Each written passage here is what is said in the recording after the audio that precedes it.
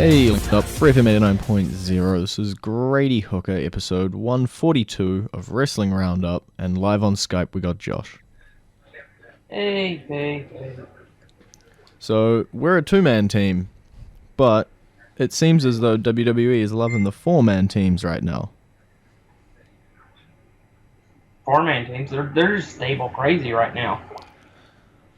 But you gotta say, the start of Raw was pretty good. Yeah. Let's see here. You have the League of Nations. You have the Wyatt family. Yep. You have Team Extreme. No, not Jeff and Matt Hardy. No, the ECW originals. Yes. And then you have the family. Yeah. And then you have the New Day and Team Bad seemingly forming a union. Well, that perfectly segues into this thing that I just have up on my phone. WWE put up a poll saying, what do you think is the most imposing faction in WWE right now? And they list all of those, including Team Bad Day. I've been calling for that for months. Yep. Since they brought up Sasha, and they started doing all the backstage stuff. That backstage stuff is really what made me want to see those two together. Yeah. It'd be interesting to see whether they are sticking with it for a long time, or if they're just doing it once or twice. The fact that they're in the poll with the rest of the guys makes me think that they'll stick around. And it's just something, in that one, it's something different because you don't, I can't remember any stables that were pretty much 50-50 male and female. Yeah. Or even had more than one female in it. Normally you got one, maybe unless if they you're were lucky, managers. Two managers, yeah. Yeah. The Four Horsemen. Um, Especially when they had Woman and Miss Elizabeth. The surprising thing to me, it shouldn't be surprising, but actually leading in the poll is Team Reigns. With 32% of the vote. Well, let's see here. They're all faces, and they're all popular. Yeah, but in second place with 31% is the Wyatts. So it's pretty close they're behind. A cult. They're a cult. What about the 19% ECW originals? Nostalgic freaks. And both the League of Nations and Team Bad Day on 9%. League of Nations is just... they're just boring. They're bad. And Team Bad Day is just too new. And they haven't been able to have the chance to really show the kind of funny things that they did on the backstage stuff. Yeah. I don't mind the League of Nations. I get what they're trying to do with them. It seemed cool in terms of having the four-man stable rolling about until there's like 50,000 four-man stables rolling about. And then the fact that there's four powerful guys is no longer imposing and no longer really a threat.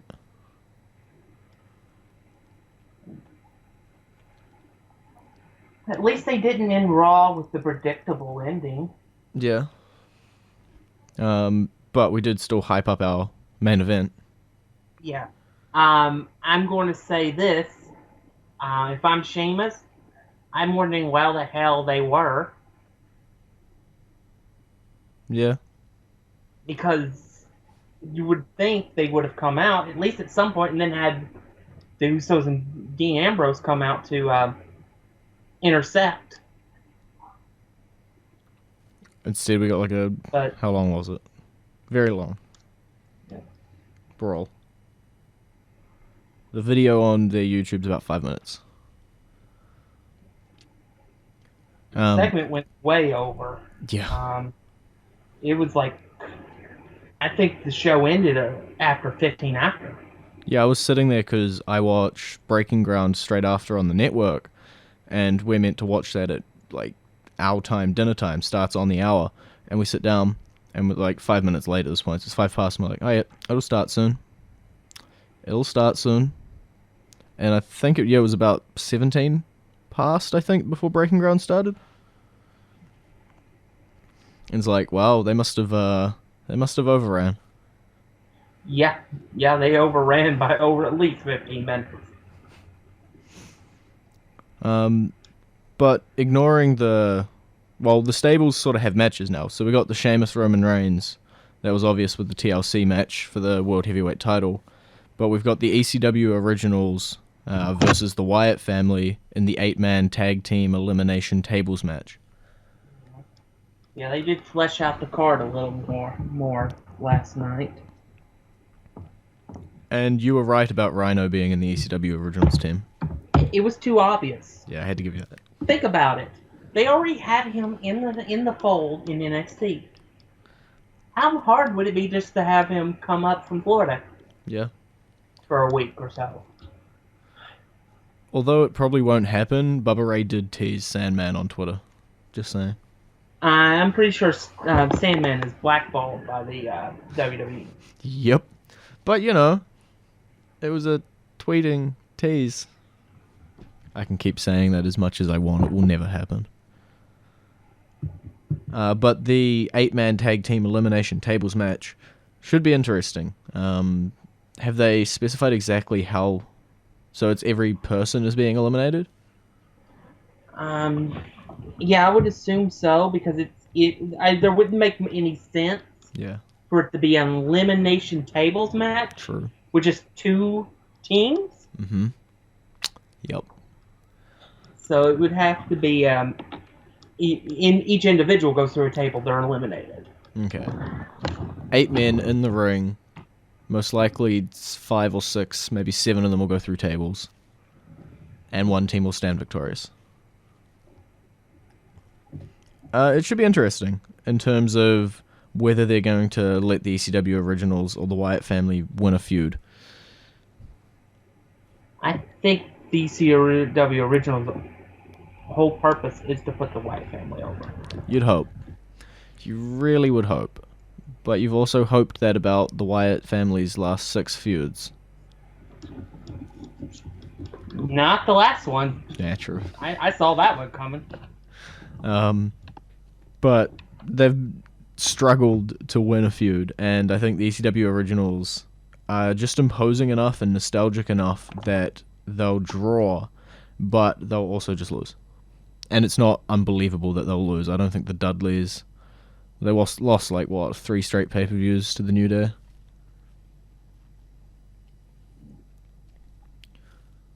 Yeah, we'll have to see where they go.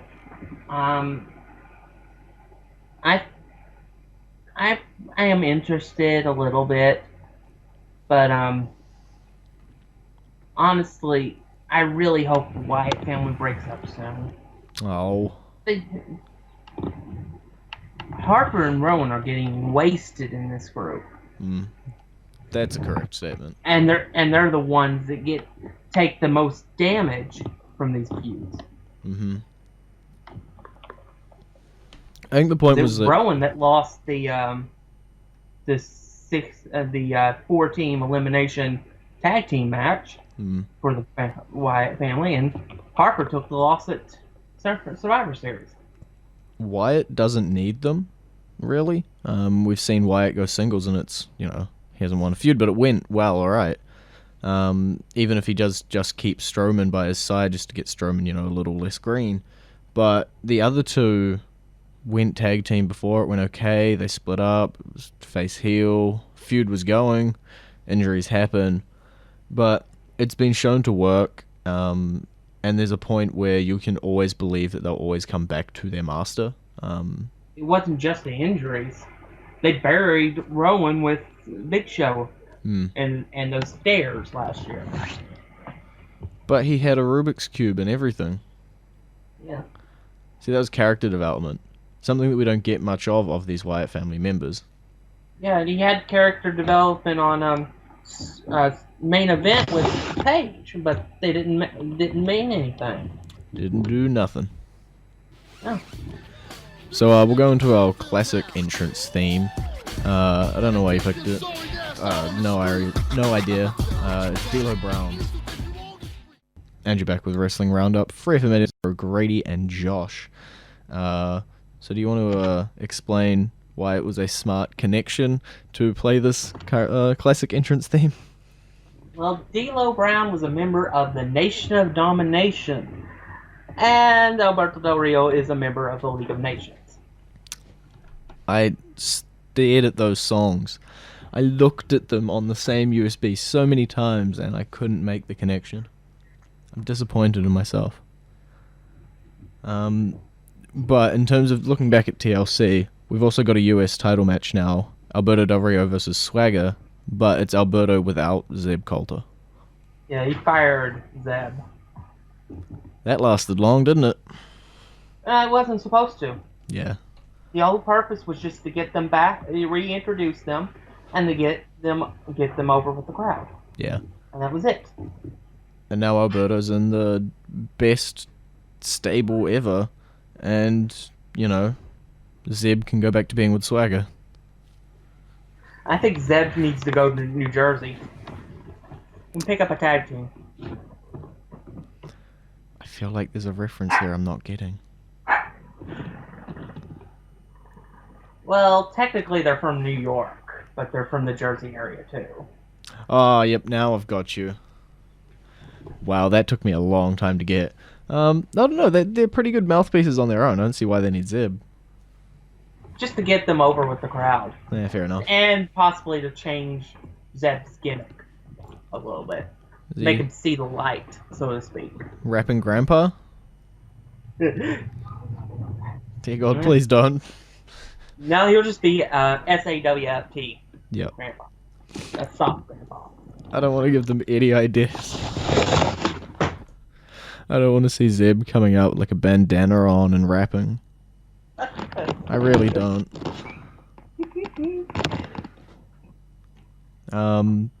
But yeah, I imagine Alberto's going to retain his title there.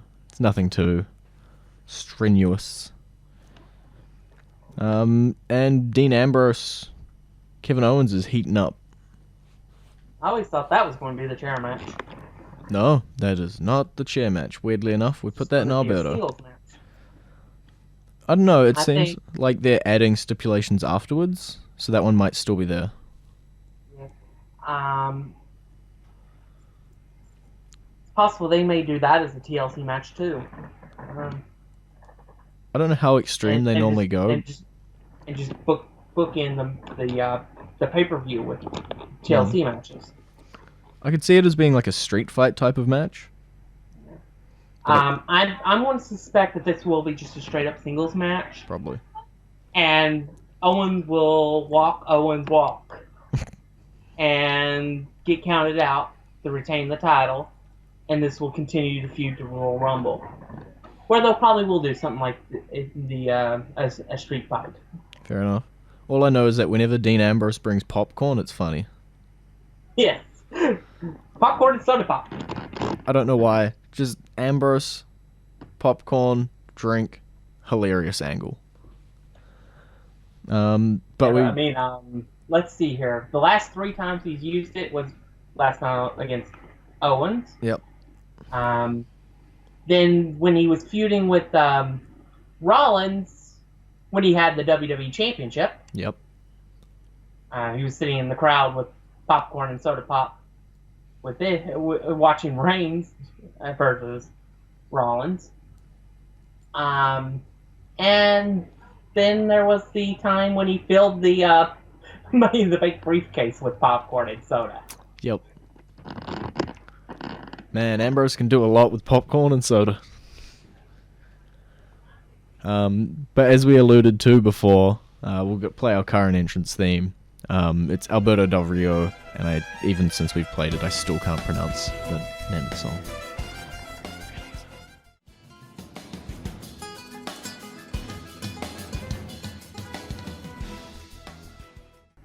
And you're back with Wrestling Roundup, FreeFM 89.0, Grady and Josh.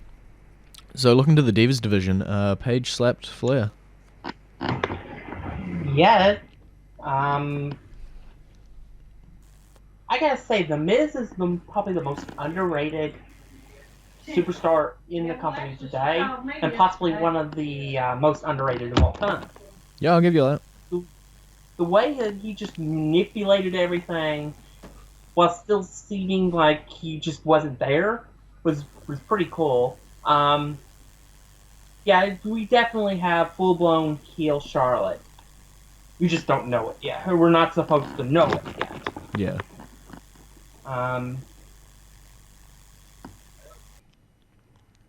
Yeah, Charlotte's definitely full blown heel. We're just not supposed to know it yet. She's with her dad. Yeah. That's pretty obvious that she's taking that character. Yeah. Yeah. Hey, whatever works to get her over, I'm all for. Fair enough. Definitely wasn't working as a face. So, if she has to borrow her father's character to get her over, whatever works. Well, I'm sure this segment will be on a future episode of The Rosebush. Yeah, that's kind of a bit funny. I can't say I hate it. It's clearly meant to mock TMZ. Yeah. Who knows how long it'll last? After all, Bad News did a set thing. Barrett did something similar, and it only lasted for a couple weeks. True. I don't know. It's funny while it lasts, at least. I'm alright with it. It at least gives him something to do. Yeah. Because, let's face it, he's failed miserably on the main roster. He's fandangoed, yep. Although, it was never really his own doing that did it. Yeah. They just stopped using him. Stopped caring. And we just talked about The Miz and how he's, fancy and good and all this stuff. He's trying to recruit Neville. Oh, I wouldn't mind a Miz Neville tag team. Anything that gets them some sort of use. Yeah. Can only be a positive. Except for when it's Big Show in a diaper. But yeah, it's interesting what they're doing with their non-title feud mid-carders right now. There's a lot of them going around. So you got Miz, Neville, and you got a bunch of others. Adam Rose is doing that, and everything's going around. But you've also got a weird pairing where Titus O'Neil is sneaking in constantly into Stardust's star room and taunting him consistently. Yeah, it's like he's trying to pull Cody Rhodes out of Stardust. A lot of people have drawn connections between this and Book Dust. Yeah, it's possible, but Titus has Darren. We're just not seeing a lot of Darren. Yeah, Darren's on vacation a lot, apparently. But you gotta admit, Book Dust with those two. Yeah. I want Cody back. I don't care what it takes. I want Cody back. I don't care if Gold Dust does it. I don't care if Titus does it. I just want Cody. I don't care if somebody hits Stardust over the head with a ball peen hammer and he wakes up and becomes Cody again. Whatever it takes. Do you want him with a mustache and a face guard and he's dashing? No, I just want Cody Rhodes. You figure out the gimmick afterwards. Just drop Stardust. Do you want to tag him back with Damian Sandow?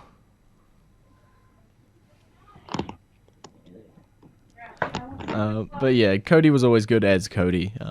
He's at least still hilarious and able to, keep going as Stardust. I don't mind it. It's a lot better. You're overdrawn. I don't mind it. As long as it's still funny to me, and I'm very simple minded, and that's a very simple thing, and you know what they say about those two. But yes, I think about like 6 months ago, I said that it was time, and now it's just like I've resigned to the fact that he's not. I think it's the problem. He's just going to stay Stardust forever now. He's never going to change back. It's just one of those things where they should have dropped it after he lost to Steven Amell. Yeah. That was the perfect timing for it. Unfortunately, Dusty's death happened. Yeah. And that changed everything, I guess. Yeah, I don't know what's going on internally, either within WWE or within Cody's head for reals and stuff. So I don't know what's going on there. There may be reasons. I assume they don't do stuff randomly. And that always comes back to the old saying that things happen for a reason. What that reason is never always clear. It's not even always clear to the people it happens to sometimes. But things happen. There's something we have not talked about yet. What do we got? Because we got like 4 minutes. The tag team ladder match. The tag team triple threat ladder match. For the WWE Tag Team Championship. For the WWE Tag Team. That's a lot of words. That's probably why I didn't want to say it. Triple threat tag team ladder match for the WWE Tag Team Championships. And then you got to say the New Day, Big E and Kofi Kingston versus the Usos, Jimmy and Jay versus the Lucha Dragons, Kalisto and Sin Cara. So many words. Yeah, we kind of bypassed it with the whole Team Bad, the New Day. Well, do you think Bad Day will come out and help them in that match? It's entirely possible. It's a pretty formidable six-man. Or six-person. I would love nothing more than to see the Lucha Dragons come out of this with the titles. Probably would not be a good time to unstrap the New Day. Especially if you are going to form that super stable. And I don't think it's the right time to put the titles back on the Usos either. No. So if you are going to change the titles, it's got to be the Lucha Dragons. That's my hope. Because the New Day, at the moment, are just so funny, especially if they have that super team, that they don't need the titles. The titles, help out and stuff, but they are just an accessory, whereas the Lucha Dragons will be featured more. They will get the exposure because of the titles, and the New Day can continue being as hilarious and as featured just by using their, natural talent. Not to say that the Lucha Dragons don't have that, but they're not featured as it. Yeah, but there's also the possibility that, say, the Lucha Dragons don't win the title, they could end up splitting Kalisto and Sin Cara. And possibly start giving Kalisto a singles push. I'm happy with that as well. Both Maybe outcomes. Have him be the guy that beats up Del Rio for the title. I'd believe it. They had their match in the tournament. It was a neat little match. Well, we've run out of time. It's been great talking to you. Bye-bye. You can visit our Facebook page, facebook.com/Wrestling Roundup Radio, or Twitter page, twitter.com/Wrestling Radio. And I'll see you next week.